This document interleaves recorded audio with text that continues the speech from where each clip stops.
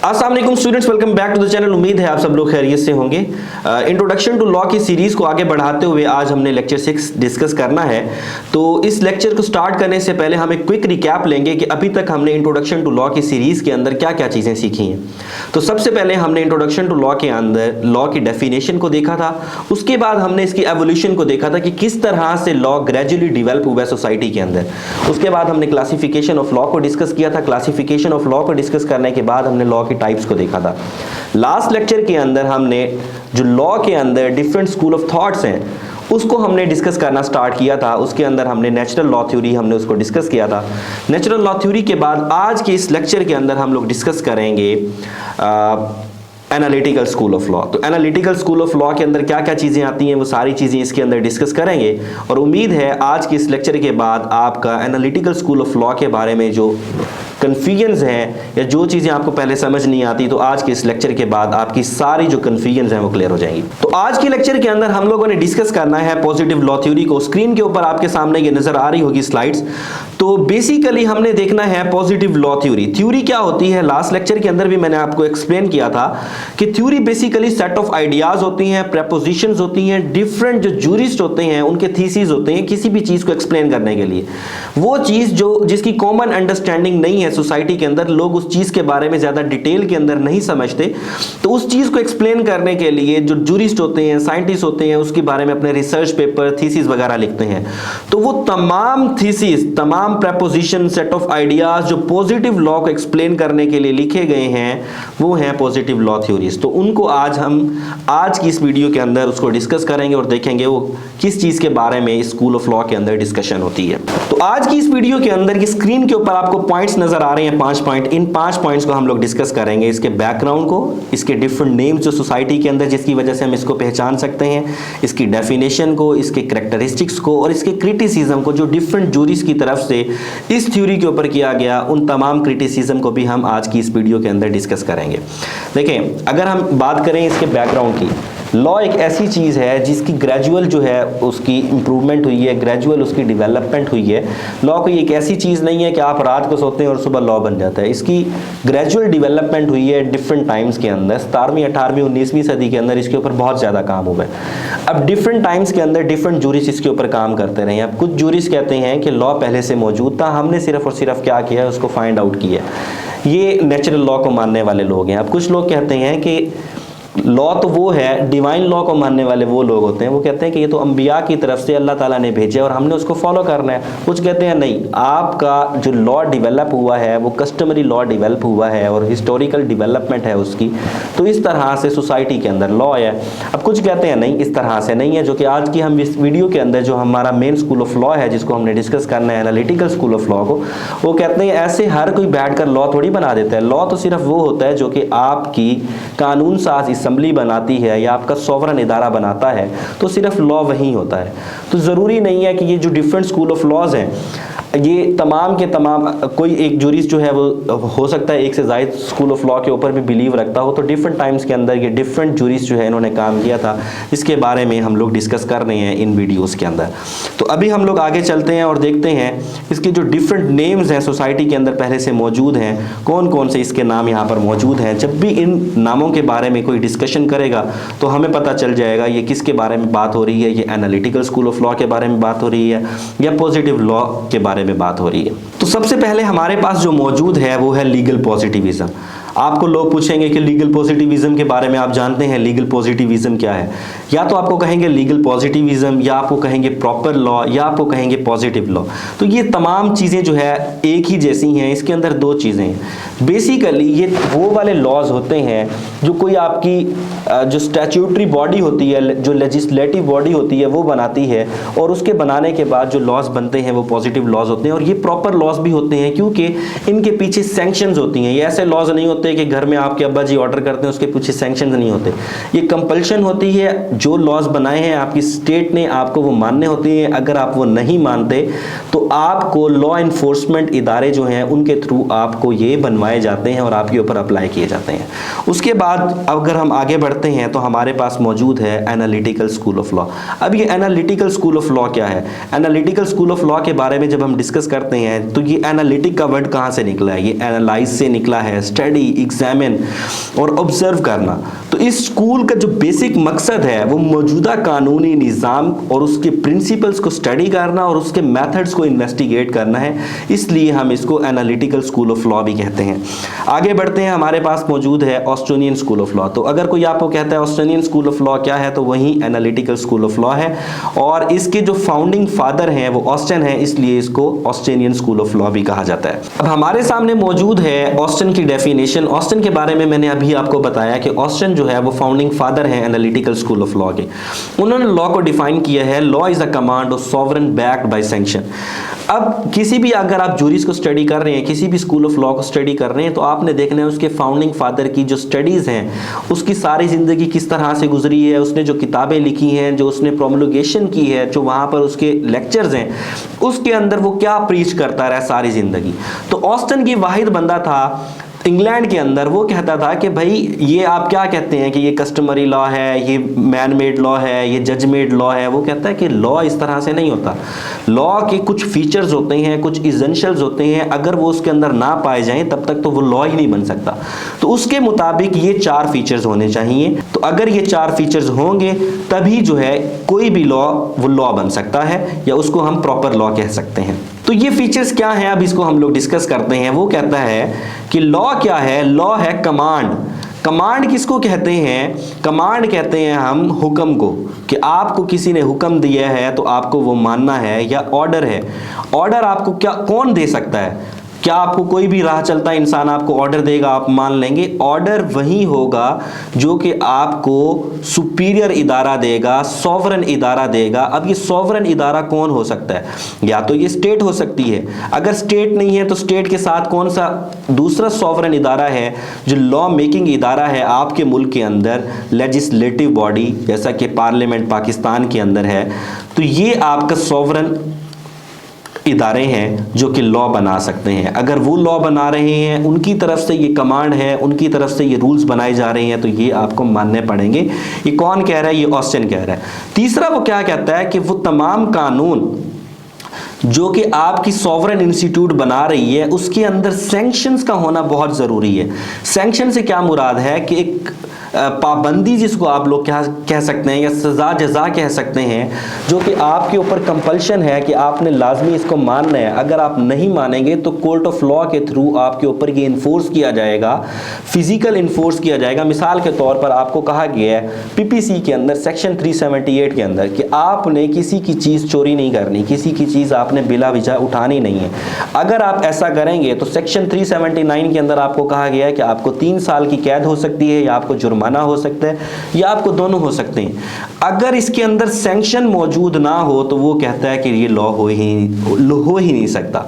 तो सैंक्शन का होना किसी भी लॉ के लिए बहुत ज़रूरी है।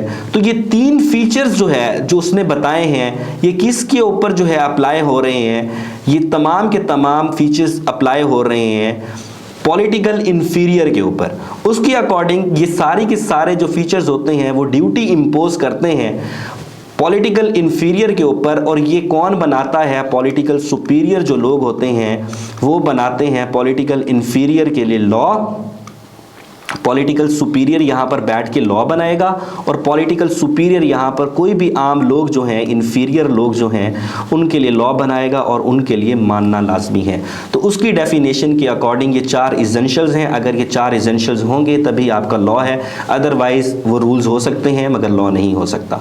तो आगे बढ़ते हैं और अब हम लोग देखते हैं लॉ की डिफरेंट कैरेक्टरिस्टिक्स को। वो क्या कहता है कि पॉजिटिव लॉ की डिफरेंट कैरेक्टरिस्टिक्स जो है वो कौन कौन सी हैं। हम लोग डिस्कस कर रहे हैं पॉजिटिव लॉ की कैरेक्टरिस्टिक्स को। तो पहली कैरेक्टरिस्टिक जो हमारे पास मौजूद है वो है डिक्लेरेटरी, कि कौन सी चीज़ होती हैं जो कि किसी लॉ को पॉजिटिव लॉ बनाती हैं, उसके अंदर क्या कैरेक्टरिस्टिक होनी चाहिए। सबसे पहले तो वो डिक्लेरेटरी होनी चाहिए। आपका जो सॉवरेन इदारा है, पॉलिटिकल सॉवरेन इदारा है, लेजिस्लेटिव बॉडी है, वो कानून बनाती है और इसको डिक्लेयर कर दे पूरे मुल्क के लिए कि ये लॉज बन गए हैं, ये रूल्स एंड रेगुलेशंस हैं, आप सबको फॉलो करने हैं। अगर आप इसको फॉलो करेंगे तो ठीक है, अगर आप इसको फॉलो नहीं करेंगे तो आपके ऊपर सैंक्शंस लगाई जाएंगी, कोर्ट के थ्रू आपके ऊपर जो है ये चीज़ इन्फोर्स की जाएगी।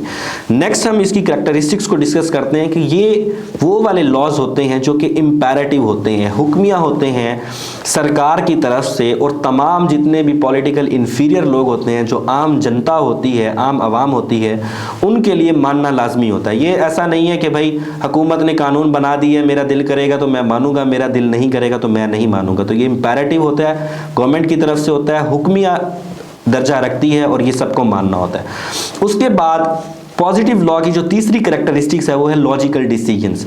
अब आपके पास जब डेक्लरेटरी लॉज बन गए हैं, डेक्लरेटरी लॉ के अंदर प्रॉपर लिखा हुआ है, जैसे कि अभी हम लोग थोड़ी देर पहले डिस्कस कर रहे थे कि सेक्शन 378 के अंदर चोरी के बारे में बताया गया, तो उसके अंदर अब कोई शख्स चोरी करेगा तो लॉजिकल डिसीजन आने हैं, इलॉजिकल डिसीजन कोई यहाँ पर आपके पास जब पॉजिटिव लॉ मौजूद है, क्योंकि वो प्रॉपर स्टैट्यूटरी लॉज हैं, लिखे हुए हैं, हम उसको फॉलो करते हैं देख के कि भाई अगर कोई शख्स ऐसा काम करेगा तो उसके लिए क्या चीज़ करनी है, तो इसलिए जो भी डिसीजंस आते हैं वो लॉजिकल डिसीजंस आते हैं। तीसरा, मॉरल जजमेंट्स खत्म हो जाती हैं। जब आपके पास कानून मौजूद होता है तो जज ने रहनुमाई कहाँ से लेनी है? जज ने रहनुमाई आपके लॉ से लेनी है, आपके पॉजिटिव लॉ से लेनी है, तो वहीं से स्टैट्यूटरी लॉ को फॉलो करते हुए वो अपनी जजमेंट देगा, अपनी मर्जी से बैठ कर नहीं करेगा कि भाई मेरा दिल कर रहा है तो मैं इसको छोड़ दूं, मेरा दिल कर रहा है तो मैं इसको सजा दे दूं। तो ये चीज़ें जो है आपके पॉजिटिव लॉ के आने की वजह से ये चीज़ें खत्म हो जाती हैं। अब तीसरा इसका फीचर क्या है? वो कहता है कि ये सेपरेटेड फ्रॉम फ्यूचर लॉ है। वो कहता है कि जो जजमेंट लॉज होते हैं उसको इसको सेपरेट कर दिया गया है। जजमेंट लॉज को वो नहीं मानता, जिस तरह से मैं वो कह रहा था कि ना वो कस्टमरी लॉ को मानते हैं एनालिटिकल स्कूल ऑफ लॉ वालों को, ना वो कहते हैं कि हम हिस्टोरिकल स्कूल ऑफ लॉ को कहते हैं, ना वो कहते हैं डिवाइन लॉ को हम मानते हैं। वो कहते हैं लॉ तो सिर्फ वही होता है जो कि आपकी सरकार बनाती है, जो कि आपके सुपीरियर इंस्टीट्यूट्स बनाते हैं, आपकी स्टेट बनाती है, आपकी लेजिस्लेटिव बॉडी बनाती है, तो वो जो कानून बनाएगा वही फॉलो किया जाएगा। ऐसा नहीं है कि एक शख्स बैठ के लॉ बना दे और वो सारे लोग फॉलो कर रहे हो। तो वो इस चीज़ के खिलाफ जो है ऑस्टिन था, और ये एनालिटिकल स्कूल ऑफ लॉ भी उस चीज़ के खिलाफ है। उसके बाद अब हम लोगों ने इसकी कैरेक्टरिस्टिक्स को डिस्कस किया, आगे बढ़ते हैं और हम लोग देखते हैं इसके ऊपर क्रिटिसिज्म जो डिफरेंट जूरीज की तरफ से पेश किया गया, डिफरेंट जूरीज ने इस थ्योरी के ऊपर किया, वो कौन कौन से क्रिटिसिज्म थे, अब हम लोग वो डिस्कस करते हैं। तो सबसे पहला जो इसके ऊपर क्रिटिसिज्म किया जाता है वो रॉन्ग ओरिजिन है इसका। वो कहता है कि ऑस्टिन क्या कहता है? ऑस्टिन कहता है कि लॉ तो वही है ना, कि भाई वो कहता है कि ना मैं कस्टमरी लॉ को मानता हूँ, ना मैं हिस्टोरिकल लॉ को मानता हूँ, ना मैं नेचुरल लॉ को मानता हूँ। लॉ तो वही है जो सरकार बनाती है। अगर हम पीछे 400-500 साल पीछे चले जाते हैं तो उससे पहले भी तो लॉ मौजूद था, किंगशिप थी, उसके अंदर मोनार्क था, डिफरेंट सेटअप्स थे, तो उसके अंदर लॉ तो पहले से भी एग्जिस्टिंग था। तो जब ये सेटअप नहीं था लेजिस्लेटिव बॉडीज का, उससे पहले भी ये चीज मौजूद थी, तो ऑस्टिन का कोई प्रॉपर मौजूद नहीं है कि इसका ओरिजिन क्या है। तो ओरिजिन जो है इसका डाउटफुल है, इसलिए जो है इसके बारे में काफी सारा इसके ऊपर क्रिटिसाइज किया गया था ऑस्टिन के ऊपर। दूसरी चीज इसके अंदर जो मेन पॉइंट है वो कहता है, ऑस्टिन क्या कहता था? Law is the command of state. जो स्टेट कहेगी वही चीज लॉ होगी, अदरवाइज कोई चीज भी वो कहता है लॉ नहीं मानी जाएगी। इसके साथ एट द सेम टाइम अगर आप देखते हैं लॉ ऑफ कॉन्ट्रैक्ट को देखते हैं या आप लॉ ऑफ विल को देखते हैं, उसके अंदर क्या चीज होती है? उसके अंदर तो लोग आपस में मिलजुल कर जो है ना अपनी एक एग्रीमेंट वहां पर बना रहे होते हैं और देख रहे होते हैं कि उनको किस चीज के अंदर फायदा है। अब एग्रीमेंट मैं और यहाँ पर उमर खान साहब यहाँ पर मिलकर दोनों एग्रीमेंट करते हैं, मगर वो इन्फोर्सेबल होता है आपकी कोर्ट ऑफ लॉ से, तो इसलिए वो भी उसको कोर्ट क्या करती है कि एग्रीमेंट हम दो कर रहे हैं मगर उसको कोर्ट इन्फोर्स करा रही है, तो लॉ तो वो भी है। तो ये जो है इस बारे में भी जो जूरिस्ट ने काफी इसके ऊपर क्रिटिसाइज किया था कि आप कहते हैं कि कमांड ऑफ स्टेट है, तो मगर यहाँ पर जो लोग मिलकर कानून बना रहे हैं तो उसके बारे में आपकी क्या राय है। तीसरे नंबर पर हम आगे बढ़ते हैं, वो कहता है मेजॉरिटी इज अथॉरिटी। अब इसके अंदर क्या होता है कि अगर सपोज कर लेते हैं एक कंट्री के अंदर 50 लोग टोटल रहते हैं, अब 50 में से इसके अंदर क्या होता है कि 45 लोगों के ऊपर 5 लोग हुकूमत कर रहे हैं। जिस तरह से अगर हम अपने मुल्क को देखते हैं, हमारे मुल्क के अंदर हमारी पार्लियामेंट के अंदर अगर 342% जो है पूरे मुल्क को पार्लियामेंट के अंदर बैठे हुए हैं, तो हमने उनको चुनकर बिठाया हुआ है। तो ये जो कुछ मर्जी कर दें वहां पर बैठकर, ठीक है। अगर एट द सेम टाइम ये 45 लोग जो है ये एक साइड के ऊपर हो जाते हैं तो इनकी हुकूमत यहां पर चली जाती है। तो इस तरह से अगर हम मेजॉरिटीज अथॉरिटी की अगर हम बात करते हैं तो फिर इट मीन्स कि ये लोग जो सरकार बैठे बना रहे हैं तो ये जिस साइड के ऊपर हो जाएंगे तो वही चीज़ होगी।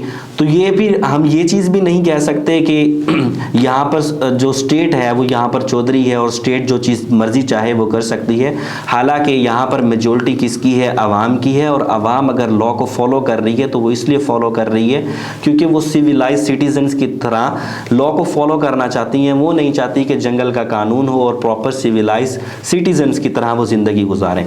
ऐसा नहीं है कि डंडे की सैंक्शंस की बुनियाद के ऊपर और डंडे की बुनियाद के ऊपर लॉ फॉलो नहीं होता। वो कहते हैं कि लॉ अगर फॉलो होता है तो अपनी मर्जी से होता है। चौथे नंबर के ऊपर जो इसके ऊपर क्रिटिसाइज किया गया है ऑस्टिन की जो थ्योरी थी उसके ऊपर कि इसने इंटरनेशनल लॉ को कहा था कि पॉजिटिव मॉरलिटी है, ये लॉ नहीं है क्योंकि इसके अंदर सैंक्शन का जो वर्ड है या सैंक्शन का जो एलिमेंट है वो मिसिंग था। मगर एट द सेम टाइम हम देखते हैं तो हमारे पास यहाँ पर यूनाइटेड नेशंस मौजूद है, जनरल असेंबली मौजूद है। अगर कोई मुल्क कोई गड़बड़ करने की कोशिश करता है तो यहाँ पर प्रॉपर सैंक्शंस भी होती हैं। तो इसने ओवरलुक कर दिया था इंटरनेशनल लॉ को, तो उसकी वजह से भी इसके ऊपर काफ़ी सारा क्रिटिसिज्म किया गया था।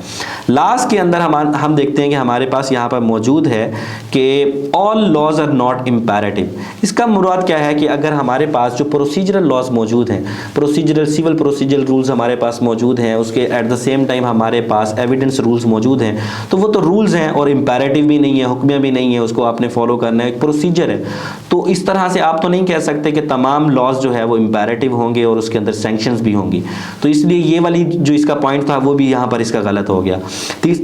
छठे नंबर के ऊपर ये वही वाला है कि उसने मॉरल और एथिकल वैल्यूज़ को इसने इग्नोर कर दिया था। उसने वही बातें की थी कि भाई लॉ तो वही होता है जो स्टेट बनाती है, वो ना नेचुरल लॉ को मानता था, ना वो कहता था कस्टमरी लॉ को मैं मानता हूँ, ना मैं जजमेंट लॉ को मानता हूँ। तो वो कहता था लॉ आपकी स्टेट बना रही है, चाहे सही है या गलत है, और लॉ अगर स्टेट ने बना दी है तो आप सबको वो फॉलो करना पड़ेगा। तो ये सारी क्रिटिसिज्म जो है वो ऑस्टिन की थ्योरी के ऊपर किया गया था डिफरेंट जूरीज की तरफ से। तो उम्मीद करता हूँ कि आज की इस वीडियो से आपका जो एनालिटिकल स्कूल ऑफ लॉ के बारे में कुछ कन्फ्यूजन्स अगर होंगी तो वो क्लियर हो गई होंगी। मजीद जो चीज़ें हैं वो मैं नोट्स के थ्रू आपको प्रोवाइड कर दूंगा। अगर आपको कुछ कन्फ्यूजन्स हो तो वो आप व्हाट्सएप के थ्रू मुझसे पूछ सकते हैं। तो मुझे और मेरी टीम को दुआ में याद रखें। आज की वीडियो के लिए इतना ही, मिलते हैं अगली वीडियो में। Thank you very much. Allah हाफिज़।